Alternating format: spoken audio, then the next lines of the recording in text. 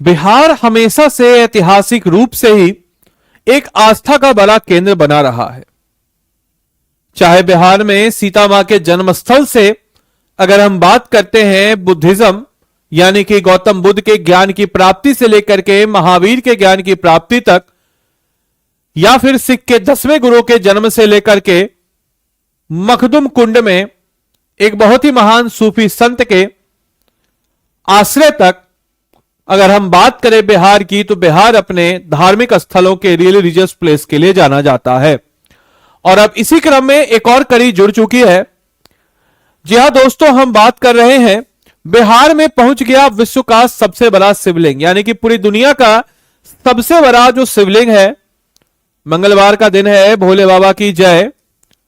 हनुमान जी का दिन है, लेकिन हनुमान जी और शिव जी में क्या अंतर। तो सबसे बड़ा शिवलिंग और आखिर कहां लगने वाला है यह सबसे बड़ा शिवलिंग, तो आज के इस वीडियो में हम लोग इसके बारे में चर्चा करने वाले हैं। तो नमस्कार है आप सभी लोगों को, मेरा नाम है आदित्य वैभव और करता हूं आप सभी लोगों का तहे दिल से स्वागत आप सबके अपने चैनल बीपीएससी स्टडी आईक्यू पे। तो दोस्तों, क्या है यह खबर और इस वीडियो में हम लोग को क्या क्या पता चलेगा, तो इसके बारे में साथ ही साथ हम लोग हमारे बिहार के जो मूर्ति है उनके बारे में भी हम लोग चर्चा करेंगे और बिहार के अन्य जो इंपॉर्टेंट मंदिर है उसके बारे में भी हम लोग चर्चा करेंगे।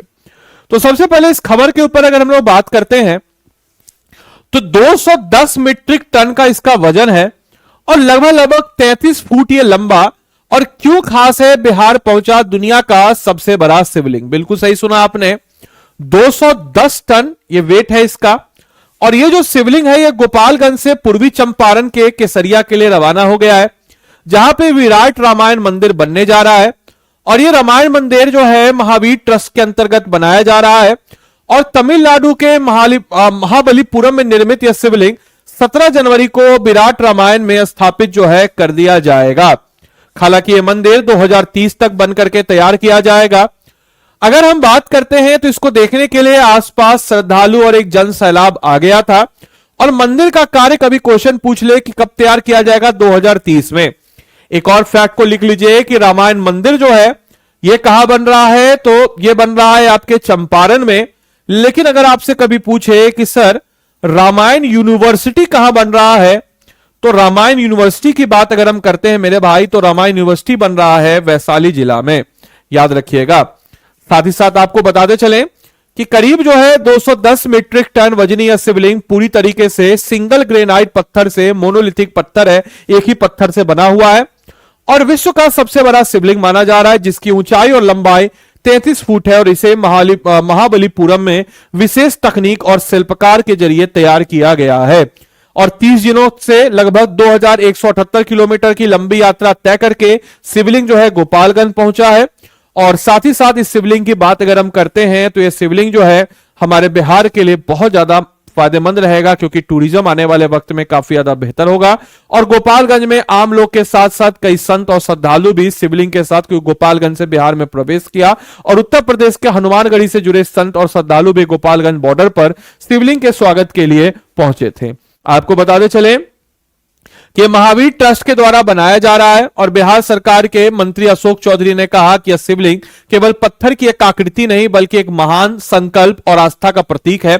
और उन्होंने बताया कि स्वर्गीय किशोर कुणाल जी का सपना था, जो महावीर ट्रस्ट के संस्थापक के रूप में भी जाने जाते हैं, कि जल अभिषेक, जो उनका सपना था कि ऐसा शिवलिंग बने और जिसके दर्शन और जल अभिषेक से 1008 शिवलिंग पूजने का पुण्य प्राप्त हो। और आपको बताते चले इसी क्रम में अगर हम देखते हैं हमारे बिहार में, तो इसी क्रम में अगर हम बात करते हैं हमारे बिहार में, तो आज वह सपना साकार हो गया और यह शिवलिंग जो है महावीर मंदिर ट्रस्ट द्वारा बनाया गया और ट्रस्ट की टीम जो है पूरे प्रोजेक्ट को लगातार जो है निगरानी के रूप में देख रही है। आपको बताते चले दोस्त कि इसके अलावा आपको यह भी बताते चले कि आखिर क्यों खास है यह शिवलिंग।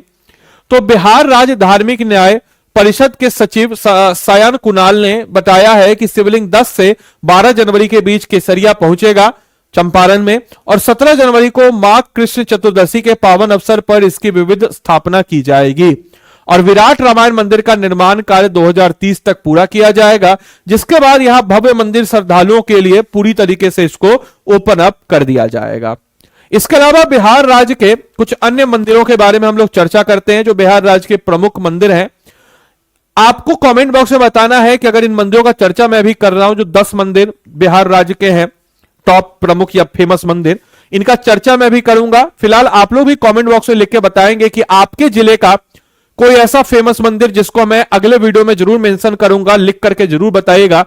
क्योंकि मैं कई बार बोलता हूं कि आप लोग का जो कमेंट होता है वो ग्राउंड रियलिटी वाला होता है। मैं किसी भी चीज को पढ़ता हूं, समझता हूं, सोर्स पे होता है, लेकिन आप लोग ग्राउंड रियलिटी बताते। तो आपके जिले का कौन सा ऐसा मंदिर है जो आने वाले वक्त में एक बड़ा टूरिज्म हब बनने का पोटेंशियल लगता है, तो कमेंट बॉक्स में जरूर बताइएगा। फिलहाल के लिए जो बिहार के टॉप 10 मंदिर जो टूरिज्म हब के रूप में जाने जा रहे हैं, सबसे पहले महाबोधि टेम्पल, जिसको यूनेस्को का वर्ल्ड हेरिटेज साइट का दर्जा भी मिल रखा है, गया जिले में अवस्थित है और गौतम बुद्ध को ज्ञान की प्राप्ति यहीं पे हुई थी और उसी के उपलक्ष्य में यह है, और ग्लोबल बुद्धिस्ट पिलग्रिमेज हब के रूप में यह जाना जाता है।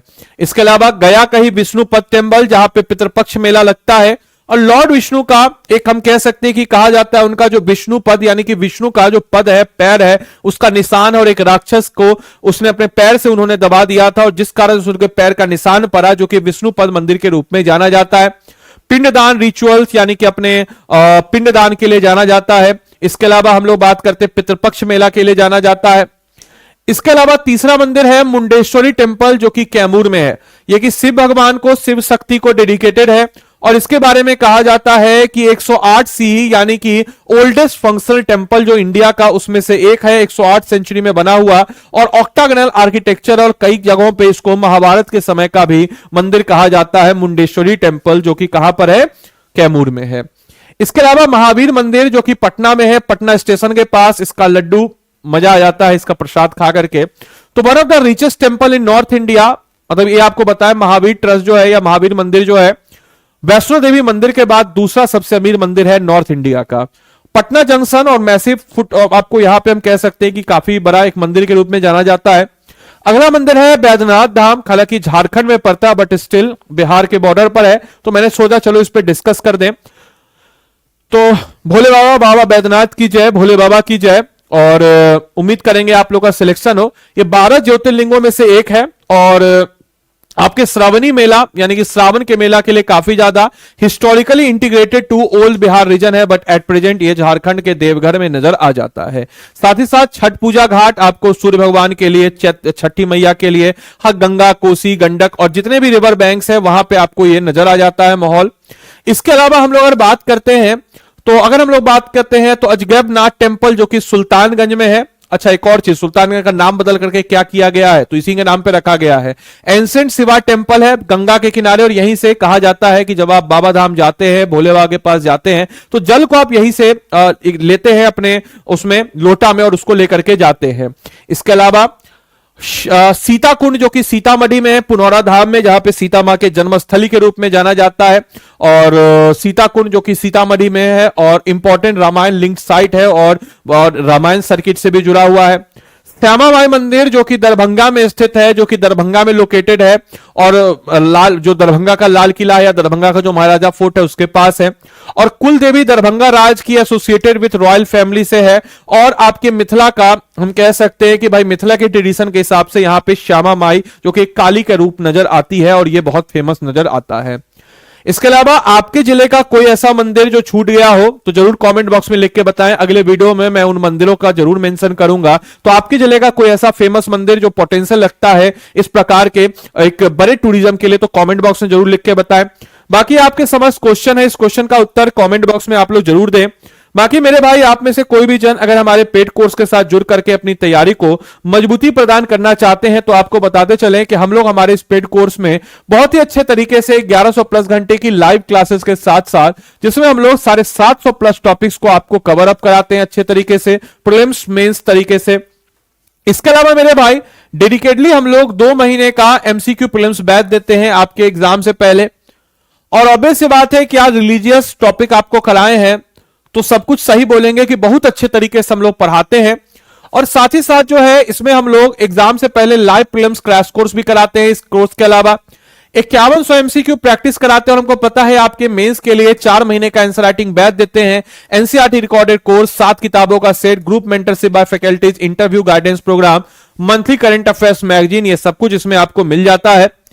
अगर आप इसके अलावा मेरे भाई, हम लोग इस बैच में आपके बैच को और मजबूत करने के लिए मेन सेंट्रिक टॉपिक भी इसमें हम देते हैं। जैसे आप बुकलेट आप देख सकते हैं, आरंभ मेंस का बुकलेट वर्कबुक जो है, इसमें हम लोग 4 वर्कबुक देते हैं। हिस्ट्री का, इंडियन पॉलिटी का, ज्योग्राफी इकोनॉमिक्स का और साइंस एंड टेक्नोलॉजी का। ये सब कुछ इसमें आपको मिल जाता है। अगर आपको इस कोर्स में इनरोल करना है तो कैसे करेंगे, तो स्टडी IQ के ऐप या वेबसाइट पे आप चले जाएंगे। इसके ऐप या वेबसाइट पे जाने के बाद स्टेट पीसेस पे जाएंगे, बिहार पे चले जाएंगे। बिहार पे जाने के बाद आरंभ 17.0 है, बाय नाउ पे जाइएगा। बाय नाउ पे जाने के बाद यहां पे आप क्या करेंगे, तो ADILIV लिख देंगे। आदि लाइव कोड लिखेंगे 18,999 में, जो भी आपका लैंग्वेज है चुन लीजिएगा। किताब का डिलीवरी आपको उसी में होगा। आदि लाइव कोड इसलिए इस्तेमाल कीजिएगा क्योंकि इससे आपको मेरा मेंटरशिप मिलेगा। और ये नंबर है 9289996924। इस नंबर पे आप कॉल कर सकते हैं और बोल दीजिएगा कि हमको आदित्य सर का मेंटरशिप चाहिए, या फिर कॉल आए तो इस चीज को मेंशन कीजिएगा कि हमको आदित्य सर का मेंटरशिप चाहिए और आदि लाइव कोड का ही आपको इस्तेमाल यहां पे करना है। तो उम्मीद करेंगे कि आपको इतना सारा फैसिलिटी चाहिए तो आदि लाइव कोड का इस्तेमाल कीजिएगा। तो चलिए मिलते हैं अगले सेशन में, तब तक के लिए सारे बच्चों को bye bye, take care, thank you and thanks for join this session. Thank you.